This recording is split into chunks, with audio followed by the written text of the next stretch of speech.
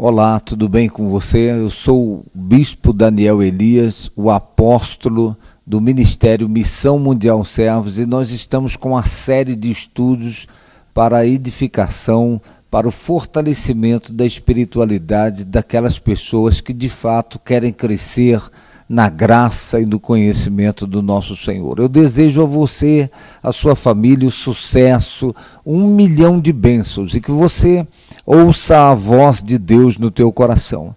Eu quero crer que você que está assistindo esse DVD, esse vídeo agora, você tem um desejo ardente, de fato, de conhecer o propósito de Deus para a sua vida. É uma série de estudos, doutrinas básicas da fé cristã, os primeiros passos da fé cristã, e que de fato você não desista dessa jornada, que você persevere até o fim. O nosso estudo de hoje ele tem o tema você pode ter certeza da sua salvação. Eu vou estar acompanhando aqui no notebook as perguntas e as respostas. A salvação é o tema predominante das Escrituras Sagradas, da Bíblia Sagrada. Todo o propósito de Deus em relação ao homem se resume na salvação do homem, na salvação do perdido. Eu vou estar compartilhando nesse estudo, em rápidas palavras, o porquê você precisa ser salvo, como você pode ser salvo e quem providenciou essa salvação para nós. Eu não sei se você sabe, mas toda a raça humana é pecadora. Nós vamos ver isso no estudo. Toda a raça humana é pecadora.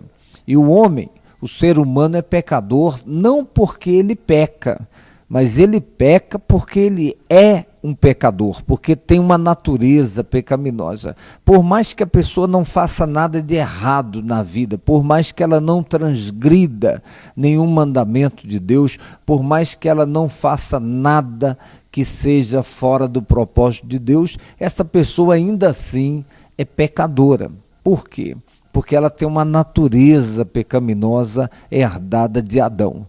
Quando Deus criou Adão, o primeiro homem, o primeiro casal criado por Deus, eles foram criados puros, sem mancha, sem pecado, sem mácula. Mas Deus não criou autômatos, Deus não criou o homem programado para servi-lo, programado para obedecê-lo. Deus deu ao homem a liberdade de escolher servi-lo ou não, viver na sua presença ou não. E Deus estabeleceu ali um referencial de obediência, uma proibição. E ora, o que a Bíblia diz é que o homem transgrediu, o homem preferiu viver uma vida sem Deus, desobedeceu a Deus. A Bíblia Sagrada diz que por um homem, Adão, entrou o pecado no mundo e pelo pecado entrou a morte. Está lá em Romanos, no capítulo 5, verso 17. Por causa de um homem, Adão, o pecado entrou no mundo e pelo pecado entrou a morte, entrou todo tipo de sofrimento, todo tipo de angústias, todo tipo de mazelas entraram nesse mundo por causa do pecado de Adão. Veja você que todas as pessoas que nasceram neste mundo, que estão nascendo e que irão nascer, já nascem com a semente do pecado de Adão. São descendentes de Adão, já nascem com a semente da desobediência, já nascem com a natureza pecaminosa. Então toda pessoa neste mundo precisa ser salva, precisa do perdão de Deus, porque todos são pecadores. E esta é uma verdade sagrada que você precisa saber. A raça humana precisa ser salva porque é pecadora condenada, é pecadora impotente, não consegue se salvar, precisa de um Salvador. E Deus é tão bom que Ele enviou o Salvador a este mundo, o seu Filho, o seu único Filho, o seu Filho unigênito, para que todo aquele, ou seja, para que qualquer pessoa que nele crer, não pereça, mas tenha a vida eterna. Deus não quer que você vá para o inferno, Deus não quer que nenhuma pessoa neste mundo pereça. Deus quer que todos nós tenhamos a vida eterna. Deus providenciou a tão grande salvação na pessoa do seu Filho Jesus Cristo. Ele, sendo Deus, na glória do Pai, ele assumiu a forma de um de nós. Ele assumiu a forma humana, nasceu como um de nós, e a Bíblia diz, ele foi obediente até a morte de cruz. Ele não morreu na cruz por um acidente, ele morreu na cruz por um propósito. Ele deu a vida por mim e por você. E se você crer nele de todo o teu coração, se você crer que Jesus morreu para te salvar, que ele foi sepultado, ao terceiro dia ele ressuscitou dos mortos, e se você se arrepender dos seus pecados e confessar Jesus como seu Senhor e como seu Salvador, então você será salvo. Você pode ter certeza da sua salvação. Esse é o tema do nosso estudo hoje. Você pode ter certeza da sua salvação. Aqui na nossa introdução, a introdução do nosso estudo diz assim: o homem que pensa sabe que algo está errado com a humanidade. Criado à imagem de Deus, parece incapaz de se comportar como filho de Deus. Sua tendência, pelo contrário, é praticar o mal. Nesta lição, você vai descobrir o que a Bíblia tem a dizer quanto a este enigma. Além disso, vai descobrir que há uma maneira do homem agradar a Deus, e isso por um simples ato da sua vontade. Veja você o que diz essa introdução. Por mais que a pessoa queira agradar a Deus por si mesma, nenhuma pessoa consegue. Nós precisamos da ajuda do próprio Deus para vivermos uma vida que o agrade. Vamos à primeira pergunta do nosso estudo. Por que os homens necessitam de salvação? Ora, a resposta vem em Romanos capítulo 3, verso 23. Está aqui, porque todos pecaram e destituídos estão da glória de Deus. É aquilo que eu disse, todas as pessoas são pecadoras. Todos pecaram e destituídos estão fora, estão excluídos da glória de Deus. Agora, o que a Bíblia Sagrada menciona nesse verso é exatamente aquilo que eu disse na abertura desse estudo. Por causa do pecado de Adão, todas as pessoas nesse mundo já nasceram pecadoras, já nasceram com a natureza pecaminosa. Por mais que a pessoa não faça nada de errado, ela tem uma natureza pecaminosa, ela é pecadora e ela precisa de salvação. A pergunta número 2 é: por que Jesus veio ao mundo? Por que Jesus veio ao mundo? Em Lucas, no capítulo 19, no verso 10, diz: porque o Filho do Homem veio buscar e salvar o que se havia perdido. Ora, o Filho do Homem é uma expressão usada para se referir ao Senhor Jesus. Ele veio a este mundo para buscar e salvar o que se havia perdido. Então a humanidade se perdeu em Adão. A humanidade se tornou pecadora por causa do pecado de Adão. E Jesus Cristo veio a este mundo para buscar e salvar os pecadores. Para me buscar e me salvar, para buscar você e salvar você, para salvar todas as pessoas que concordam que são pecadoras, que precisam de um Salvador e que reconhecem que Jesus Cristo é esse Salvador que Deus providenciou. Continuando o nosso estudo, está aqui a pergunta número 3. Como Cristo realizou este propósito? Ora, como o Senhor Jesus realizou esta salvação? Eu tenho compartilhado que Deus é um só subsistente em 3 pessoas. O Pai, o Filho e o Espírito Santo. O Pai planejou a salvação e Jesus Cristo é que fabricou esta salvação, nós poderíamos dizer assim. Jesus Cristo é que realizou o plano do Pai para a salvação da raça humana. E é o Espírito Santo que aplica esta salvação nas nossas vidas. É como se uma pessoa, um pai, tivesse a ideia de um medicamento. Ele desenvolve a fórmula do medicamento para alguém que está enfermo.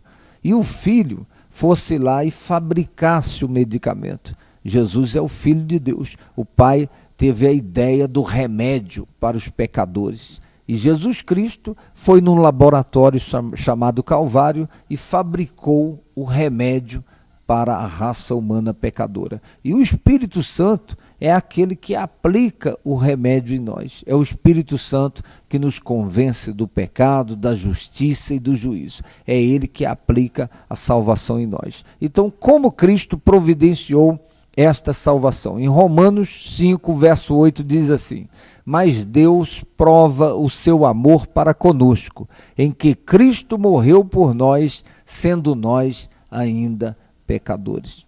Ele providenciou a salvação ali na cruz do Calvário. Quando Jesus Cristo morreu na cruz do Calvário, ele estava pagando o preço da nossa salvação, pagando o preço da nossa redenção. Esse foi o preço que Deus pagou para que eu pudesse ser salvo, para que você pudesse ser salvo. A morte do Filho dele na cruz do Calvário. Continuando o nosso estudo, aqui está em 1 Pedro, capítulo 2, o verso 24. Levando ele mesmo em seu corpo os nossos pecados sobre o madeiro, para que, mortos para os pecados, pudéssemos viver para a justiça, e pelas suas feridas fostes sarados.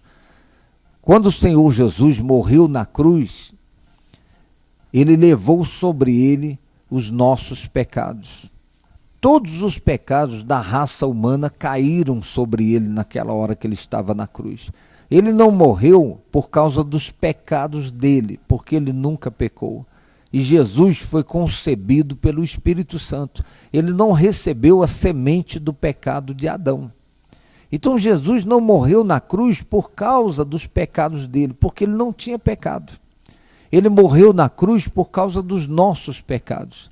E a Bíblia Sagrada está dizendo nesse texto, ele levou sobre si os nossos pecados. O meu pecado caiu sobre ele, o seu pecado caiu sobre Jesus naquela hora que ele morreu na cruz. Isso foi de tal forma, de tal maneira que a Bíblia Sagrada diz que Deus, ele não suportou olhar para o seu filho na hora que estava ali pendurado na cruz. A Bíblia diz que houve trevas naquela hora. A terceira hora do dia virou uma escuridão, porque Deus não suportou olhar. Deus é santo e Deus não tolera o pecado, Deus não suporta o pecado. E quando ele olhou para o seu filho ali na cruz do Calvário, e que ele viu os pecados da raça humana sobre ele, os meus pecados, os seus pecados, Deus virou o rosto e houve trevas naquele momento.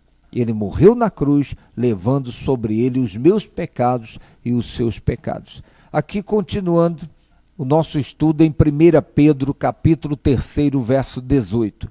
Porque também Cristo padeceu uma vez pelos pecados, o justo pelos injustos, para levar-nos a Deus, mortificado, na verdade, na carne, mas vivificado pelo Espírito. O Senhor Jesus morreu na cruz, não, conforme eu disse, pelos pecados dele. Foi o justo morrendo pelos injustos, que somos nós. Jesus Cristo, o justo, morreu na cruz pelos injustos, que somos nós. O santo deu a sua vida pelos pecadores.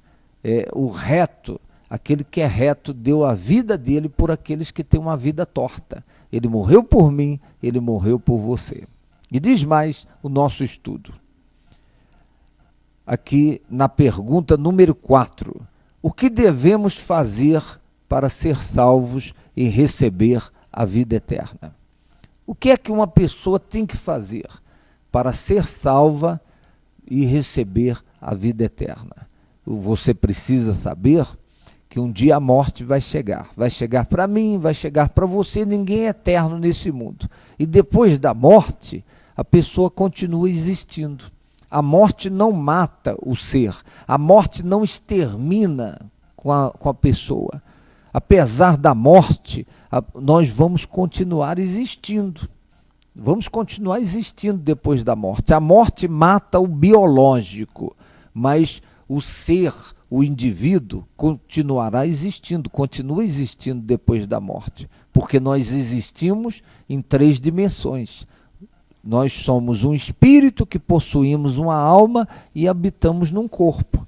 Eu sou um espírito que tem uma alma e habito nesse corpo. Um dia, esse corpo vai morrer, mas eu vou continuar existindo. Depois da morte, só tem 2 destinos para o ser humano: é céu ou inferno, é salvação ou condenação. E agora a Bíblia diz aqui, o que devemos fazer para sermos salvos? E a resposta está em João, capítulo 1, verso 12. Diz assim: mas a todos quantos o receberam, deu-lhes o poder de serem feitos filhos de Deus, aos que creem no seu nome. Jesus veio a esse mundo e os que receberam, os que recebem Jesus se tornam filhos de Deus. Alguém diz que todos nesse mundo são filhos de Deus. Isso não é verdade. A Bíblia Sagrada diz que todos nós somos criaturas de Deus. E nós nos tornamos filhos de Deus quando entregamos a nossa vida a Jesus, quando recebemos Jesus como nosso Senhor e o nosso Salvador pessoal. Então, o desejo do meu coração, a minha oração é que você de fato se torne um filho ou uma filha de Deus, recebendo Jesus como seu Senhor e como seu Salvador pessoal. Aqui diz mais no nosso estudo. Evangelho conforme escreveu João, capítulo 3, o verso 16. Eu chamo isso de uma espécie de comprimido do Evangelho. É um compacto do Evangelho de Jesus Cristo. Diz aqui: porque Deus amou o mundo de tal maneira que deu o seu Filho unigênito para que todo aquele que nele crê não pereça, mas tenha a vida eterna. Que coisa gloriosa! Deus amou esse mundo. Quando fala amou o mundo, está falando amou as pessoas, todas as pessoas nesse mundo. E isso foi de tal maneira, de uma maneira tão intensa, que Deus enviou o seu único filho a esse mundo, para que todo aquele, eu gosto dessa expressão todo aquele significa qualquer um, qualquer pessoa, não importa o quão pecadora a pessoa seja, esta pessoa, Deus a ama. Deus ama a todos. E Deus amou o mundo de tal maneira que deu o seu único filho para que todo aquele, para que qualquer um que nele crer não pereça, não vá para o inferno, não sofra condenação eterna, mas tenha a vida eterna. Deus não quer que você vá para o inferno, Deus não quer que ninguém nesse mundo vá para o inferno. Por isso, ele providenciou esta tão grande salvação, enviando o seu único filho para morrer na cruz do Calvário, para que qualquer pessoa que nele crer não vá para o inferno, não sofra condenação eterna, e ninguém falou mais no inferno do que Jesus Cristo. Ele disse que lá o fogo nunca apaga, o bicho nunca morre, é um lugar de choro e ranger de dentes. As pessoas vão clamar por ajuda, por socorro, sem ninguém para ajudar, sem ninguém para socorrer. Deus não quer que ninguém vá para o inferno. Por isso, ele enviou o seu único filho para morrer na cruz do Calvário, para pagar o preço da salvação, para que todo aquele que nele crer não pereça, não sofra a condenação do inferno, mas tenha a vida eterna. O nosso estudo diz mais. Está aqui a pergunta número 5. As boas obras são necessárias para a salvação? Essa é uma boa pergunta. Existem pessoas praticando boas obras nesse mundo. Elas estão pensando que essas boas obras irão salvá-las. Ora, a salvação não é conquistada através das boas obras, mas a salvação é conquistada pela fé. Então, depois que nós somos salvos, nós devemos sim praticar boas obras. As boas obras justificam a salvação, mas as boas obras não conquistam a salvação, porque o homem de si mesmo, ele não consegue se salvar. A raça humana é pecadora condenada, é pecadora impotente, não consegue se salvar por si mesma. Precisa de um Salvador. E Deus providenciou o Salvador, que é o seu Filho. Então aqui diz no nosso estudo, respondendo a essa pergunta, Pergunta número 5. As boas obras são necessárias para a salvação? E diz em Efésios, capítulo 2, verso 8 e 9. Porque pela graça sois salvos por meio da fé. E isto não vem de vós, é dom de Deus, não vem das obras para que ninguém se glorie. Imagine você, uma pessoa realiza boas obras e ela diz, eu fui salvo, eu consegui a minha salvação. A salvação não é mérito humano, é o mérito de Deus, é o amor de Deus, é a graça de Deus providenciando a salvação para toda a raça humana. Então, aquele que crê em Jesus é salvo para fazer boas obras. As boas obras não conquistam a salvação. Aqui diz mais no nosso estudo. Tito, capítulo 3, verso 5. A carta de Tito, capítulo 3, verso 5. Não pelas obras de justiça que houvéssemos feito, mas segundo a sua misericórdia, nos salvou pela lavagem da regeneração e da renovação do Espírito Santo. Está aí, não por obras de justiça, não por obras de caridade, não porque você diz eu jejuo, eu frequento a igreja, eu sou dizimista. Tem muita gente jejuando, frequentando igrejas, sendo dizimistas que não são salvas. Ora, por quê? Porque a salvação não vem por obras de justiça, não vem por obras de caridade. A salvação, ela vem pela fé no Filho de Deus, que morreu na cruz por nós. Aí, depois disso, a pessoa deve sim praticar boas obras, praticar as obras da justiça. Diz mais aqui no nosso estudo. Pergunta número 6. Em quem se encontra a vida? A maioria das pessoas estão pela vida sobrevivendo. Há uma diferença entre viver e sobreviver. Uma pessoa que está vivendo a vida sem Deus, está vivendo a vida fora do centro da vontade de Deus, essa pessoa não tem razão para viver. A vida dela não tem sentido, não tem significado. Você foi criado por Deus, para Deus, e sem Deus você será uma pessoa incompleta. Agora, onde nós encontramos a vida? Onde nós encontramos razão para vivermos? Onde nossa vida ganha significado? Na pessoa do Senhor Jesus. Aqui diz 1 João capítulo 5, verso 11 e 12. E o testemunho é este, que Deus nos deu a vida eterna e esta vida está em seu Filho.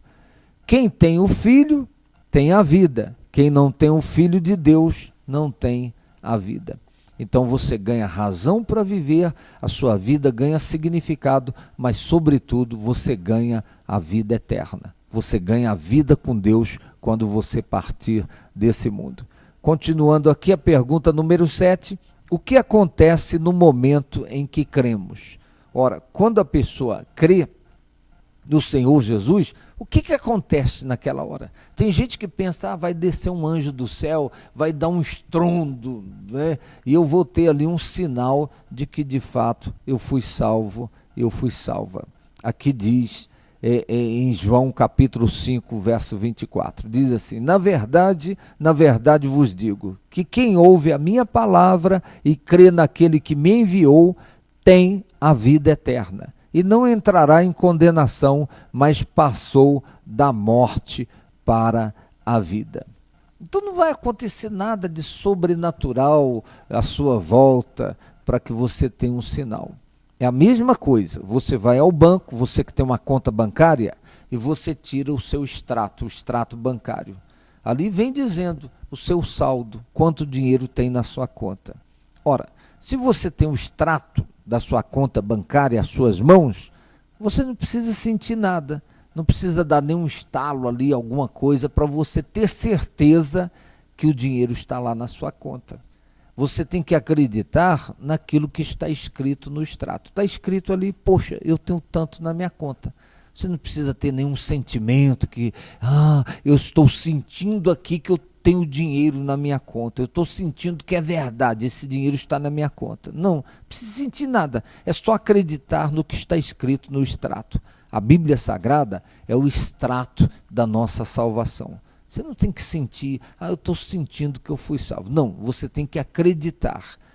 Deus vai me dar um sinal, alguma coisa vai acontecer que eu fui salvo. Não, você tem que ter certeza da sua salvação, porque está escrito: aquele que receber o Filho de Deus tem a vida. Aquele que crê em Jesus Cristo está salvo e não entrará em condenação. Aqui diz, continuando, 2 aos Coríntios, capítulo 5, verso 17, diz assim: assim que, se alguém está em Cristo, nova criatura é.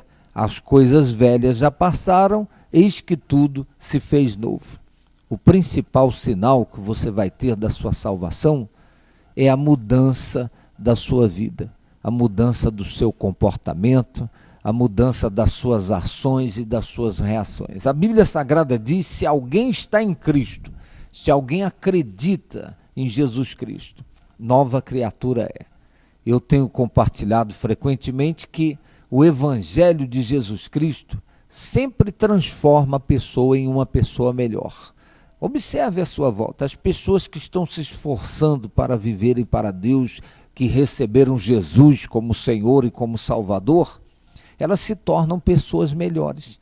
Um pai melhor, uma mãe melhor, um filho melhor, um patrão melhor, um cidadão melhor.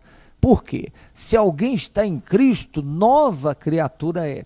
Aquele que roubava não rouba mais, o que mentia não mente mais, aquela pessoa que se prostituía não se prostitui mais. Por quê? É uma nova criatura. Agora a vida de Deus entrou na vida dessa pessoa, então ela vai ter uma vida diferente da vida que ela tinha sem Deus.